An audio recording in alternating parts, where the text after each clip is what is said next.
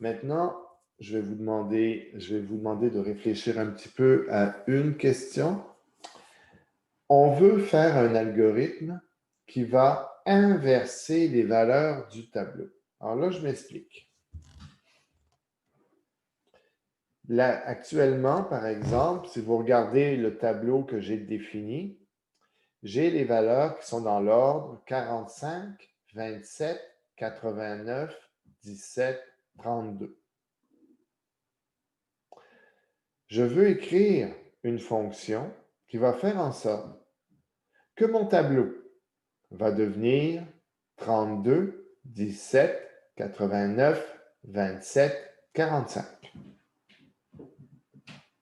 Alors, prenez 5 minutes, je les compte, et ces 5 minutes-là, on va donc, après 5 minutes, corriger. Mais en fait, je vais vous demander beaucoup d'aide pour corriger ça. Donc, il faut le faire sérieusement au cas où ça soit à vous que je demande de l'aide. Allez, tout le monde, au travail. Bon, messieurs, nous allons regarder une première correction. On va commencer par écrire une fonction qui n'est pas directement liée à l'inversion du tableau, mais une simple fonction d'affichage. Alors, c'est quelque chose que vous devriez bien être à l'aise de faire en ce moment. Alors, moi, ce que je veux, c'est écrire une fonction qui va me permettre d'afficher un tableau. Donc, simplement d'écrire à l'écran les différentes valeurs du tableau. OK. Alors maintenant, on va se poser la question. Cette fonction, mettons que je l'appelle afficher tableau. Quel est le type de la valeur de retour? Alors, je répète, la fonction, son rôle est d'afficher un tableau qu'elle va recevoir en paramètre. Alors, quel est le type de la valeur de retour de cette fonction afficher tableau? Void. Void. C'est une excellente réponse. Parce qu'effectivement, afficher tableau ne va pas calculer quoi que ce soit, créer quoi que ce soit. Elle va simplement prendre le tableau et l'afficher à l'écran. Elle n'a pas besoin de me retourner quelque chose. Donc, je vais dire, c'est une fonction void et elle va s'appeler afficher tableau. Je lui envoie un tableau d'entier, dans ce cas-ci, int crochet valeur. Oups. Et ma fonction en elle-même, vous voyez déjà, il n'y a pas de rouge tout de suite, parce que je n'ai pas besoin de faire de return. Alors, ma fonction, tout ce qu'elle va faire, c'est dire for i, int i est égal à 0.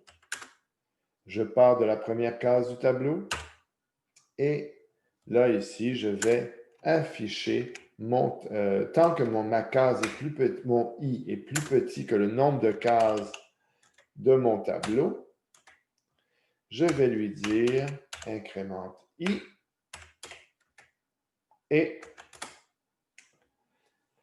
qu'est-ce que je fais ici? Bien, tout simplement, par exemple, console.write et là, je vais afficher chacun des éléments du tableau. Moi, je vais les afficher sur la même ligne. Alors, je vais afficher tout d'abord la valeur à la bonne case, valeur crochet i, en accolade, et suivi du caractère virgule, par exemple, ou suivi d'un espacement suffisant. Voilà, c'est ce que nous allons faire ici. Je vais terminer avec un point-virgule. Et une fois que je vais avoir complété ma boucle, je vais faire console.writeLine pour enclencher un changement de ligne. Alors, juste un writeLine avec la vide entre les parenthèses. Bon. ça ici, ça va donc m'afficher mon tableau. On va voir si ça fonctionne. Je vais donc appeler ma méthode afficher tableau en lui envoyant le tableau de nombres et on exécute.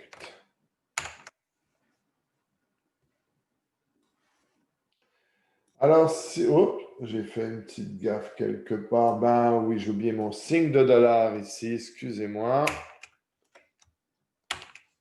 Distraction, tu me perdras. Voilà, on recommence. Ici, donc on peut voir, j'affiche clairement les valeurs de mon tableau, 45, 27, 89, 17, 32. OK. Là maintenant, ce qu'on a besoin, c'est d'une fonction qui va inverser mon tableau.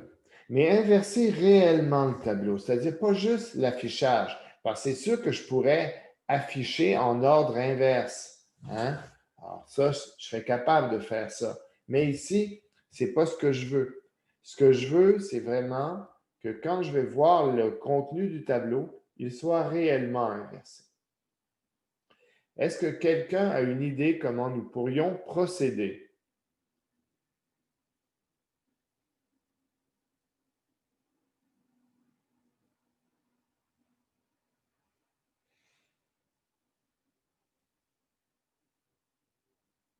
Moi, j'ai une idée, monsieur, mais je suis pas sûr qu'elle est bonne, là.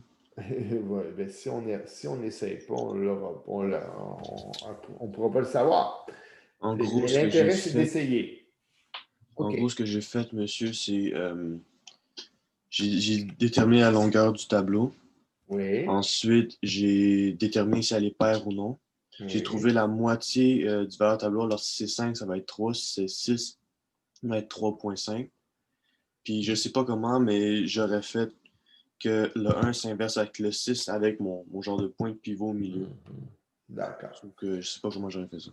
D'accord. Alors, il y a beaucoup de bons éléments dans ce que tu viens de dire là, effectivement. On pourrait effectivement travailler directement avec donc avec le milieu de notre tableau. C'est vraiment une bonne solution. Attends, oups, je suis en train de faire des folies. Bon, voilà. Alors donc, effectivement, tu as eu la bonne idée. Le milieu du tableau va être très important parce que ça va être le point pivot. C'est-à-dire qu'il faut vraiment dire, bon, ben, j'inverse la première case du tableau et la dernière, la deuxième case du tableau et l'avant-dernière, et ainsi de suite. Comment est-ce qu'on va faire ça? C'est sûr que quelque part, il y a cette notion de faire ça à la moitié jusqu'au pivot. Bon. Alors, on va aller regarder une solution qui, justement, devrait bien fonctionner pour ça. Alors, solution. Premièrement, on va lui donner un nom à cette méthode, à cette fonction-là. C'est un nom, ça va être inversé tableau. Bon. Qu'est-ce qu'elle nous retourne à inverser tableau?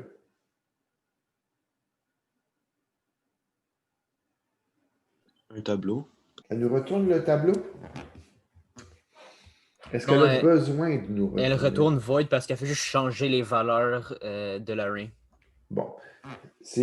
Là, ici, les deux réponses sont bonnes et on va essayer de voir dans quel cas on va préférer une à l'autre. Dans le cas où je veux obtenir le tableau inversé, mais sans modifier mon tableau original, je vais écrire ça avec une valeur de retour qui serait un tableau. Dans le cas où je veux inverser le tableau original, je n'ai pas besoin d'une valeur de retour, je préfère void. Alors, on va commencer par la deuxième version, donc la version qui nous retourne, qui modifie le tableau original. Alors, dans ce cas-là, je vais dire qu'elle est void. Je vais l'appeler inverser tableau. Et inverser tableau, on va l'appeler inverser tableau original. Bon. Inverser tableau original va donc recevoir mon tableau d'entier et on va vouloir inverser cette valeur-là. Bon.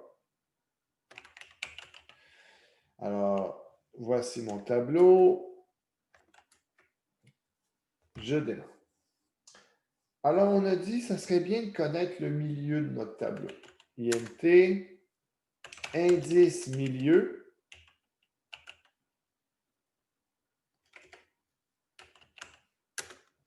est égal à quoi? C'est un entier, hein, mais la longueur de notre tableau. Alors, valeur.len. Et si on la divise par 2, qu'allons-nous obtenir?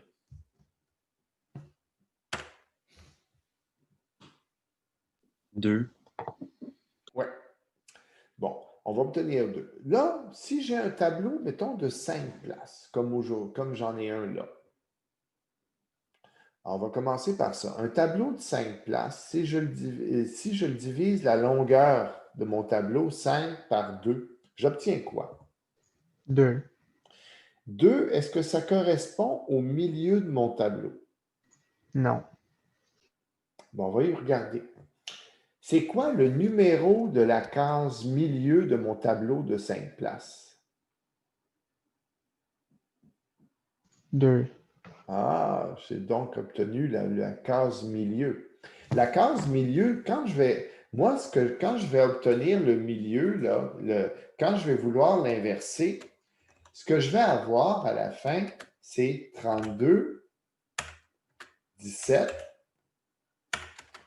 89, 27, 45. Bon. Alors là, ce qu'on remarque, c'est que le 89, lui, là, il ne bouge pas de position. Il est toujours à la même place. Il est le milieu de mon tableau. Ici, l'indice du milieu, c'est vraiment valeur de len divisé par 2. Bon. Imaginons que j'ai un autre tableau maintenant. Je vais l'appeler très original, nombre 2. OK? Et lui, ben, c'est simplement, il aura 6 cases. Je vais lui rajouter une case. 78. Bon. À ce moment-là, quelle est la case milieu de mon tableau? Il n'y en a pas. Il n'y en a pas. Effectivement, parce que ce que je vais vouloir obtenir, ça va ressembler à ça. Il n'y a pas de case qui va ne pas bouger. Toutes mes cases vont bouger. Alors, quelque part, c'est important de la planifier, cette case-là. Bon. OK. Alors donc, ici, on va essayer de penser les différentes options. Donc, la valeur de mon tableau, ben, ça va être ici, c'est je dois inverser toutes les cases, sauf le milieu. Et ici, je dois inverser toutes les cases, dans le deuxième cas. OK. Continuons. Bon. Alors, ici, je vais donc parcourir le tableau. Ah oui, une autre chose, ici, quand je vais demander le milieu de mon tableau de 6, il va me donner combien? 3. 3. OK. La case 3 de mon tableau de 6, c'est quoi? C'est la case 17. La case 17, ben, moi, ce que je veux, c'est que regardons ce que je veux faire. Je veux partir du début de mon tableau et dire, la première case, je l'inverse avec la dernière. Ensuite, je vais prendre la deuxième case et l'inverser avec l'avant-dernière. Puis prendre ma troisième case et l'inverser avec l'avant-avant-dernière. Et ainsi de suite. Est-ce que là, mon I qui va me faire progresser, il part à 0, il va à 1, il va à 2. Est-ce qu'il va au 3?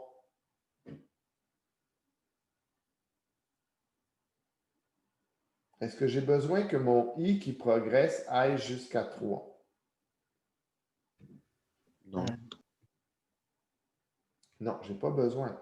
Parce que le mouvement d'inversion, je dois juste le faire sur la première moitié du tableau. Parce qu'en faisant le mouvement d'inversion sur la première moitié du tableau, je vais le faire jusqu'à la fin. Je vais prendre toutes les valeurs. Bon. Donc, il ne faut pas que je me rende à ma case milieu dans le cas d'un tableau pair. Dans le cas d'un tableau impair, maintenant, à la case 0, je prends la valeur à la case 0 et je l'échange avec la dernière case de mon tableau. Je prends ensuite la valeur à la case 1 et je l'échange avec l'avant-dernière valeur de mon tableau. Là, on m'a dit que la case milieu, c'était la case 2. Alors là, 0, 1, 2. Est-ce que j'ai besoin de faire quelque chose à la case 2? Non. Alors, si je comprends bien, dans le cas d'un tableau impair, je n'ai pas besoin de m'occuper de la case milieu. Et dans le cas d'un tableau pair, je n'ai pas besoin d'obtenir la case milieu non plus. C'est ça?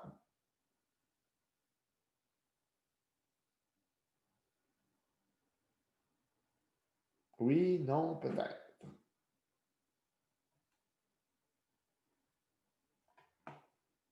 Oh, ça a l'air nébuleux. On reprend ici.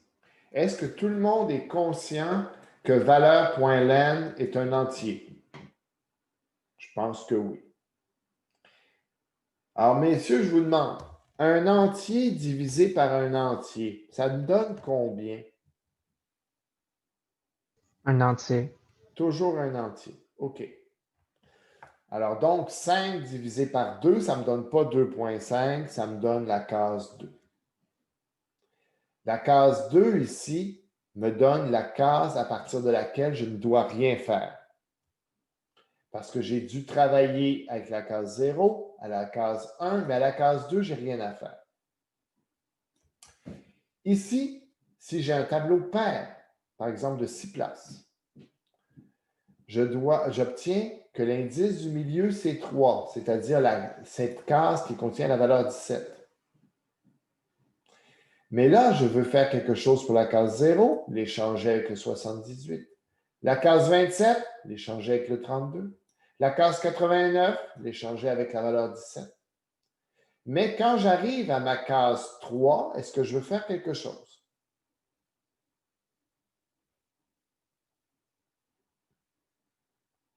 Est-ce que je veux m'échanger avec quelque chose? Non. Ben non. C'est ça, je vais être dans le trouble sinon. Parce que là, je vais défaire ce que je viens de faire. On le verra tout à l'heure. Donc, ici, mon indice milieu, si vous avez bien vu, que ce soit dans un tableau pair ou impair, représente l'indice à partir duquel je ne dois pas agir. Alors,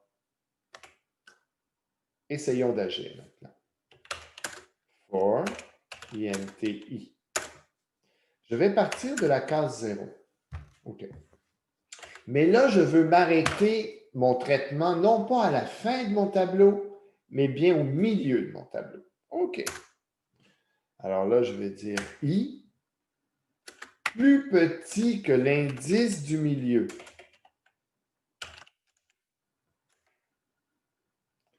Et là, je m'incrémente de 1.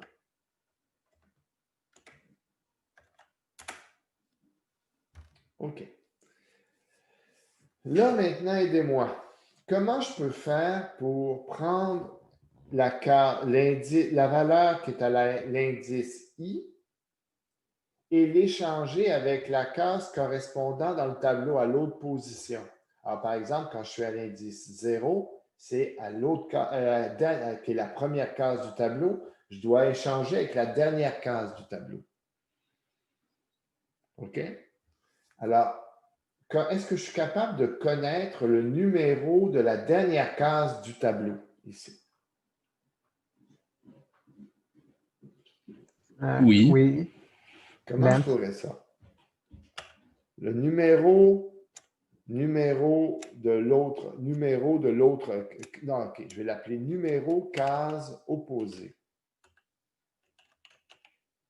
Oups, je vais écrire avec un O majuscule. Bon. Alors, le numéro de la case opposée, ça va être un entier. Comment je peux le calculer? Alors, le numéro de la case opposée à la case 0. Hein, ici, ma case 0, c'est 45. La case opposée, c'est celle qui contient la valeur 32. Mettons. Comment je peux la connaître? Length moins I. Alors, on dit valeur len. Là, tu me dis moins I. Oui.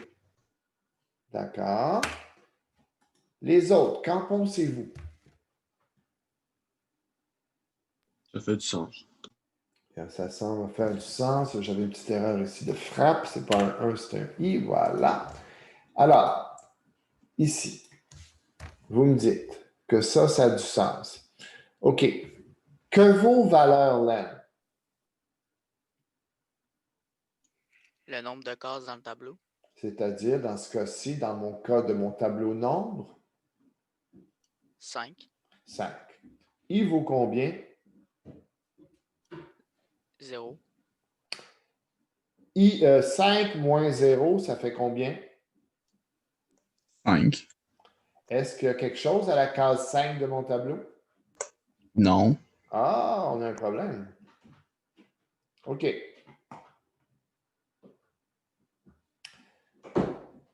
Alors, est-ce que ça, c'est bon? Non. Il faut Qu'est-ce qu'il enlever 1. Il faut encore enlever un. I moins 1. Voilà. Là, on dit 5 moins 0 moins 1, ça me donne la case 4. Ça va être ça. OK. Maintenant, on essaye avec le prochain I. I qui vaudrait 1. Alors, longueur, 5, moins I qui vaut 1, ça fait 4, moins 1, ça vaut 3. La case 3, 0, 1, 2, 3, ah, ça marche, c'est la case 17. Est-ce que vous voyez pourquoi que ça marche bien, le numéro de case opposée? Maintenant, je vais vous demander, je dois échanger les deux valeurs de mes cases, c'est-à-dire la case à l'indice I et la case à l'indice numéro case opposée. Comment je fais ça? Il faut penser là. Comment je peux échanger le contenu de deux cases en mémoire, de deux variables? Comment je fais ça? Il faudrait storer la valeur d'une des deux cases temporairement pour pouvoir la remplacer après. OK, on essayer ça. On nous dit qu'on va storer, qu'on va l'entreposer. La valeur, mettons, je l'en mets dans une valeur que je vais appeler temporaire. Temporaire. Et là, je vais dire, ben tiens, je vais aller mettre mon tableau à la case I dans temporaire. Donc, ça va prendre ici le premier tour de boucle, ça va prendre la première valeur du tableau, par exemple 45 ici dans notre exemple, et ça va la mettre dans la variable temporaire. Ensuite, qu'est-ce que je fais?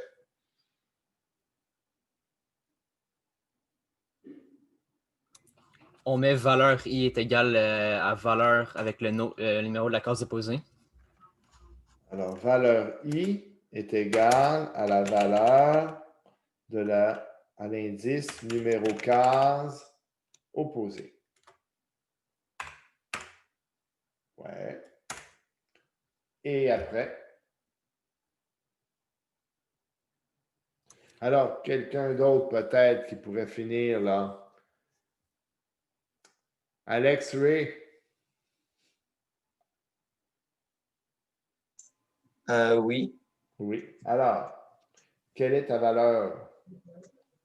Quelle est la ligne qui manque pour compléter l'échange?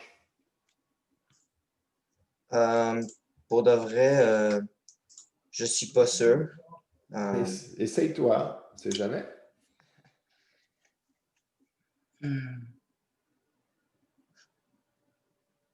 On reprend ce qui est écrit.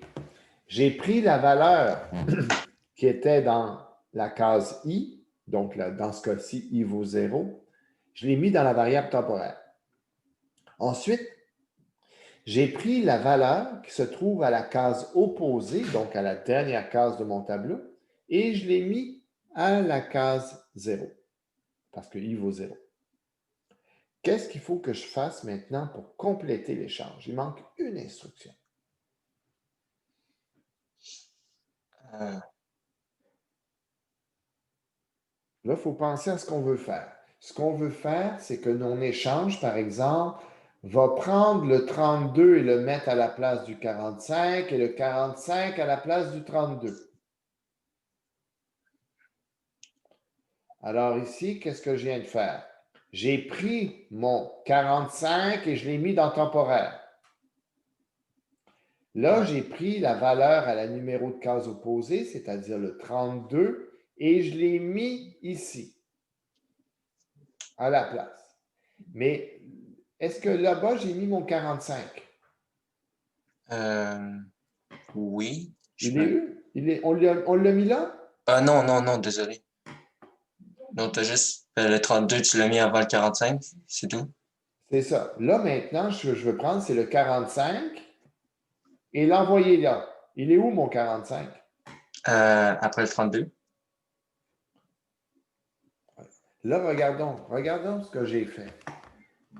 Ici, à cette ligne-là, je dis, je prends ce qui est à la case I, donc mon 45, et je le mets dans la variable temporaire.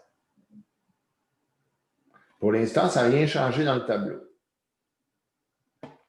Ensuite, là, ici, j'ai dit, je prends ce que j'ai à la case opposée, c'est-à-dire le 32, et je le mets à la case I, la case 0. Donc, ici, ça comme fait ça.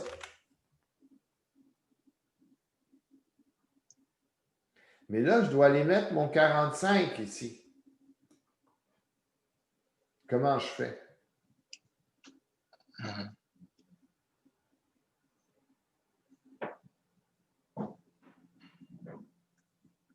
Quelqu'un a une idée? Valeur numéro cause opposée est égal à temporaire. Exactement. Alors ici, ce qui manque, c'est de dire, je vais mettre à la fin, à la valeur de la case opposée, ce que j'ai mis dans ma variable temporaire. Bingo.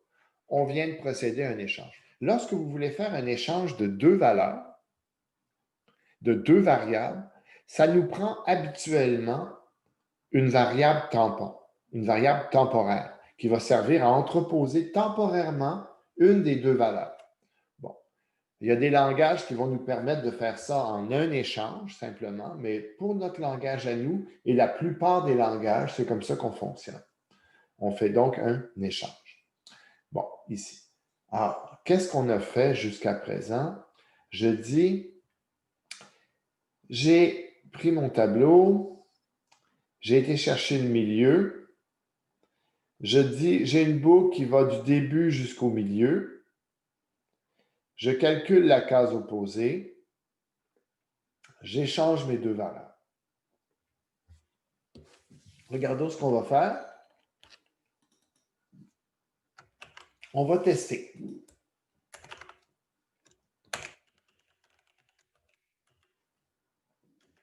Et pour s'assurer que ça fonctionne bien, on va afficher à nouveau. Alors, c'est pour ça que j'ai fait faire la méthode afficher au début, c'est qu'on puisse bien voir qu'est-ce qu'il y a dans le tableau au début, qu'est-ce qu'il y a dans le tableau à la fin. Alors, je l'essaye avec le tableau nombre d'abord.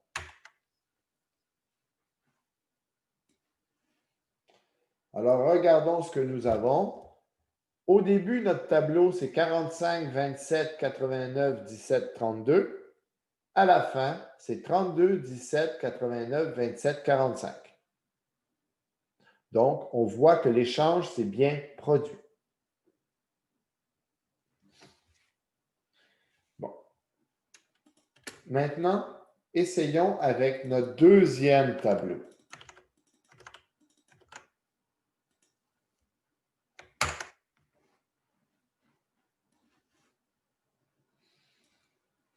Au début, notre tableau, c'est 45, 27, 89, 17, 32, 78. À la fin, 78, 32, 17, 89, 27, 45. Encore une fois, ça a bien fonctionné. Bon. Des questions, messieurs?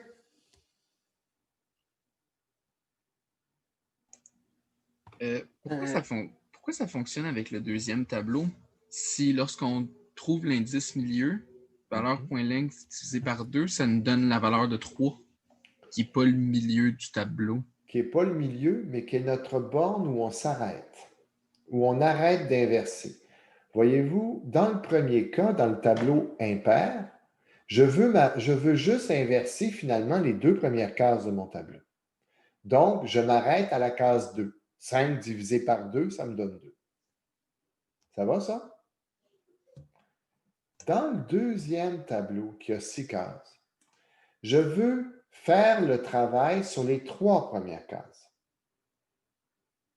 Mais 6 divisé par 2, ça me donne 3. 3, tu as raison, ce n'est pas le milieu. C'est une autre case. Mais c'est la borne à laquelle je dois m'arrêter. C'est-à-dire que je dois, dans le premier cas, m'arrêter avant la case 2 et dans le deuxième cas, m'arrêter avant la case 3. Alors, ce n'est pas vraiment le milieu. On l'appelait le milieu, mais en fait, c'est la borne milieu, à peu près. C'est vraiment l'endroit où on ne doit pas aller. Parce que, évidemment, regarde, qu'est-ce qui se passe si au lieu de dire « je m'arrête à l'indice milieu », je vais faire une petite modification et je fais ça. Qu'est-ce que, d'après vous, ça va faire, ça, ce que je viens de faire là? Est-ce que quelqu'un a une idée? Il va passer dans la première moitié du tableau. Il va être inversé. Mais après ça, il va repasser dans la deuxième moitié. Donc, il va le remettre comme il était avant. Et voilà. Donc, ce que tu prétends, c'est que ça ne va pas m'inverser mon tableau, en fait. On va regarder. Et qu'est-ce que nous avons? Ah, ben oui. Mon tableau n'est pas inversé. Alors, comme a dit votre collègue, il a commencé à bien faire le travail. Il a inversé le 45 avec le 78, le 27 avec le 32, le 89 avec le 17. Puis là, il a continué. Alors là, il a continué à faire quoi? Bien, il a inversé le 17 avec le 89, le 32 avec le 27, le 78 avec le 45. Et il s'est ramassé exactement dans le même ordre. Bon.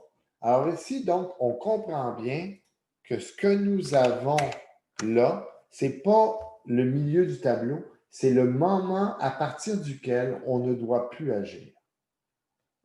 Alors, pour le tableau impair, c'est cette case-là, dans ce cas-ci, un tableau de 5 cases. Et pour le tableau pair, c'est là. C'est-à-dire que moi, je dois juste travailler avec ça et ensuite avec ça. Est-ce que ça correspond à ta question? Oui, merci.